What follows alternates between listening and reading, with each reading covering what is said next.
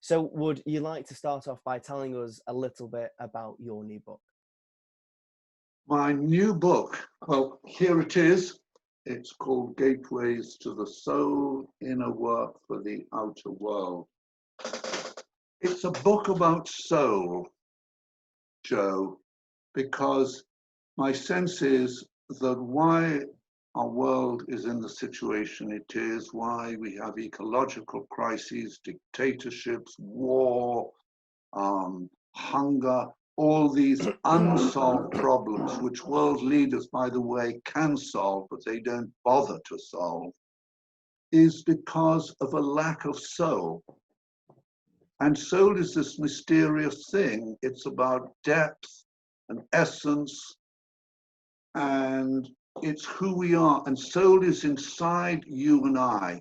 We both have souls, but unlike an acorn that grows naturally to an oak tree, it doesn't have to do anything, you know, it's just oak tree-ness is inherent in the acorn. We stop at the ego level. We stop when we're grown up, and we think that's the end of it. So if we want to have a soul, we have to work at bringing our souls out of the closet. You know, everyone talks about our sex lives in the closet. Well, our soul lives are equally in the closet. And we need to bring that out of the closet, because the fact that sort of most of us feel we're just the ego. I am Serge, you know, this wonderful person, or you're Joe, this wonderful person.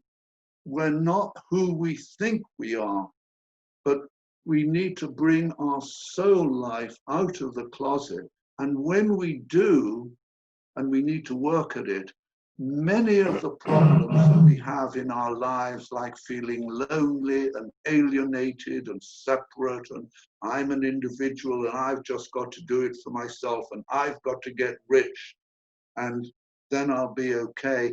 Those stories that we've been fed in our culture and in our upbringing about how we ought to be as human beings, the stories change. People who know how to live with soul have more compassion, have naturally more kindness. They say, I don't want to be greedy and sort of make more money. I want to help my fellow human beings. So the soul, for me, Joe, is the antidote. Our world doesn't work because we don't have enough soul. And if enough of us bring our soul out of our closets and enable it to play a role in how we do all areas of our life, do our relationships, our work, then we can have a changed world. So I see it as the antidote to all the problems in the world. And we're in a world that is run by soulless human beings. There is no politician whatsoever, with the example of Angela Merkel, and who I feel at this moment has the soulfulness of a Gandhi or a Nelson Mandela. And that's the problem in the world. So my book is, how do we change the story, Joe, that we live by, and create a soulful story so that our personal lives can change, our relationship lives can change, and then we bring soul into our work. So if I'm a corporate CEO, instead of thinking, my company has to make a lot of money and make a profit, it doesn't matter if it ruins the environment, as long as my shareholders get well paid. If I have soul, I say, how can I make my corporation make a difference in the world, create things that will help the world, not sort of clutter it up more. How can my sort of corporation be a nurturing place for those who live in it? How can my corporation help the environment around me so that the people who live where my corporation is focused can be enabled by it? So that's the real shift from being a selfish person to being an insouler of life. If I ensoul life, then I bring soul and kindness into those I'm in relationship with, the work I do, and everything I do. And I am much happier as a human being. I have to say that I feel happy, although we're going through terrible times, which you'll probably ask me some questions about in a moment, because I feel connected to a part of me that is connected to everyone else on the planet. You know, soul, there's just one soul. The Platonist said there's just one soul that exists, and we're all connected into it. So that it enables me to know what to do and how to relate to those around me. And obviously you mentioned the times that we're living through there, and we are living through very particular times. You mentioned also the word compassion and this idea of interconnectivity, this idea that there's one soul and we all have to work together as one human race to develop that. Something which you explored also in the Universal Heart, your previous book from 2013. In these times where, I mean, isolation is the buzzword, it's the word of the day. How do you suppose that people can actively best search to find what you call the soul as an individual? Well,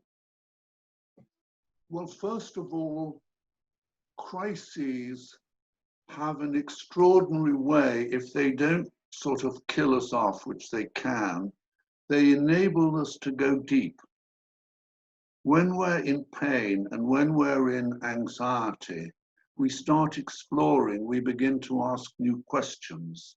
When we're in isolation, we begin to ask questions. What's the real meaning of my life, Joe? What should my life be about? And so actually, in these difficult times, that we're seeing is bringing up a lot of kindness and altruism and goodness in people. It's also bringing up the opposite in other people, but it's certainly bringing up goodness. We're being foisted down on our soul because there's less activities in the outer world. Too often, we all spend too much time swimming on the surface of life. And soul exists in the depth. Soul exists deeper down. Whenever we go deep, we begin to touch soul. And when we touch soul, we touch into an inherent goodness in life. So that I'm saying that we've got the opportunities, because we're not working so hard or doing all these things or meeting all these people, to be more self-reflective and to ask ourselves new questions. And also perhaps to ask ourselves questions about the environment around us. You know, what is it that we've created a planet that is in such devastation? You know? And we all know those predictions that unless things get turned around in 10 years, you know, it may be a little bit too late. Seeing as you've touched on the environment there, it reminds me of a key word that you used in your previous book, and that word is activism. The idea that we need to take these ideas and help convince other people of them, perhaps, is what that word brings to mind in its connotations.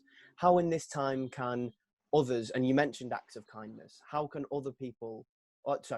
people work to spread these values and engender compassion into our society? Well, I think that's a great question, Joe. I think we all need to begin to see ourselves as change agents or activists or servers of the building up of a new culture in our world.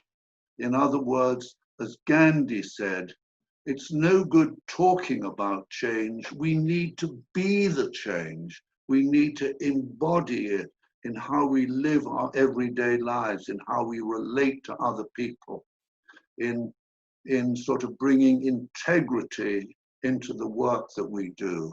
And where I'm really sort of hopeful is that I see the future in kind of young people like you, Joe, who has a great heart. I mean, I feel you as you're talking to me, and I really like you. You're a good man, and I can feel that. And I feel that the future is in the hands of people like you who have the heart and the will and the technological know-how to know how to really make a difference in the world. I feel that the old order is crumbling away, and thank goodness. I mean, a lot of the Trumpites and you know, and maybe the Borisites are not too fond of this crumbling away of our old civilization, but it's reached its sell-by date, and it's about time that the old order fell away. And I'm positive that you sort of younger people are going to be instrumental in building a new world, because there's the will, and I see that there's a higher kind of intelligence. I mean, I've got a daughter of 21, and she's so much brighter. When I was 21, I was just a silly little boy, just interested in pursuing girls and being cool. You know, my daughter is doing a degree in human rights and global politics. She's serious about the world. She wants to make a difference. I mean, crikey. And so I feel that a new kind of more soulful young person is emerging in the world that is going to make an incredible difference. And I feel a little bit sorry that it's because of us old fogies who failed to make the difference in our day when we were young, that you've got to pick up the message that we originally made. But I think if people can see their lives not about what can I do for me, but how can I serve the planet, and to serve the planet in a way that feels right, like if you're interested in elephants, then you champion, you know, the cause of elephants. You know, if you're interested in the environment, then you join sort of Greenpeace. You know, if you're interested in sort of political change, then you become a political activist. And I think that we need to find the particular areas that work for us. Like Joan Baez hung out with Bob Dylan in the 60s, in those activist days. And she was always pissed off with Bob Dylan because he'd never go on, you know, the protest marches with her, those sort of nuclear marches. And she said, come on, Bobby, come with me. And he said, look, man, I write the protest songs, man. I sing those protest songs. You go on the marches. That's my thing. I like to stay in bed in the morning. And so we need to do the things that work for us. You mentioned the falling, or rather the felling of the new order. Just to transpose your message about the soul and this philosophy of life onto a political structure, as it were, how would you feel that philosophy would be best represented in a political structure, in like concrete terms of governance? What would you like to see? Well, let's put it like this. If the capitalist system was run by men and women who had a sense of justice, integrity, who didn't have a mindset where the rich have to get richer and the poor get poorer, and where there was integrity and a desire that there be enough money for the health service, enough money for the education for all people, it could work. It's just that the capitalist system is in the hands of the most soulless and greedy people that it doesn't work. I mean, I work as a transpersonal psychotherapist, and I also take people on spiritual retreats. And I just did a retreat before the lockdown of a lot of kind of businessmen who were really into greed and money and sort of status and having yachts. And I took these guys into the wilderness, and we worked on their issues, and many of them began to cry where they saw, Joe, how trapped they were in their own greed. So I think it's not about saying a system should work like this and that, but if there's a new consciousness that goes into the system, then the system will work organically in a new way. And too many people, I think, are trying to design new systems and forgetting that the importance is the consciousness that goes into it. Like I feel your consciousness going into your work. So I feel inspired to be set free and to dance in your presence. If you had a repressive energy, Joe, I would sit here all clenched and nervous, but you're giving me space to be. So that's the important thing. Well, it'd be very nice if that was mirrored in politics. I quite agree. And just while we're on the note of politics then, and we touched upon the current crisis of coronavirus, the pandemic, in terms of the heart and in terms of the soul, these values of compassion, discernment and caring, how do you think that the UK government in particular has dealt with the coronavirus pandemic? Well, it's very interesting that the more politicians' hearts have been shut down, the worse they've done with dealing with this. And it's interesting, those countries that have done best have been those who've been run by women. So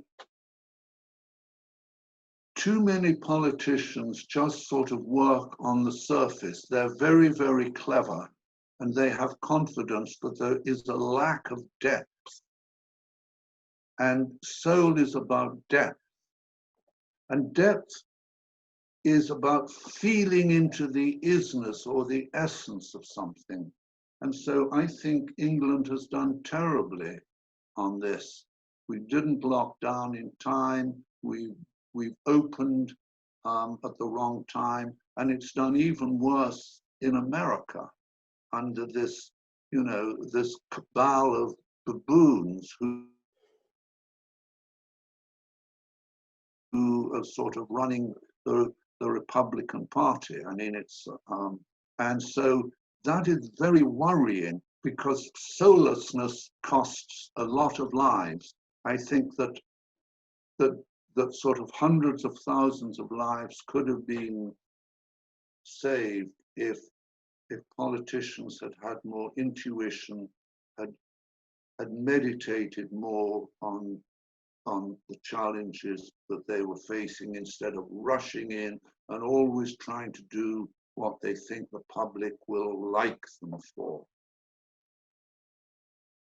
And just on one final note, there is, of course, also an interactive element to the new book. And I was wondering if you might be able to tell us a little bit about that. My book is a journey because there's exercises at the end of every chapter. So if you do a chapter on the gateway of courage or the gateway of friendship, I've got sort of exercises to help you develop your courage, develop your capacity to be a friend. And so the clients I work with in therapy, they all work with this book, and I make them do the exercises. And if you just buy the book, it is a kind of little spiritual awakening Bible of its own. Because I think I just want to say this last thing, that too much conventional therapy is just about fixing the ego, and it needs to be done. But unless the soul grows, you just get a fixed ego that doesn't really do anything, because our humanity and our heart lies in awakening these deeper parts of ourselves. So my work with people out in the world is really balanced in the book. And in my other book, that is actually called Awakening the Universal Heart, that came out about 7 years ago.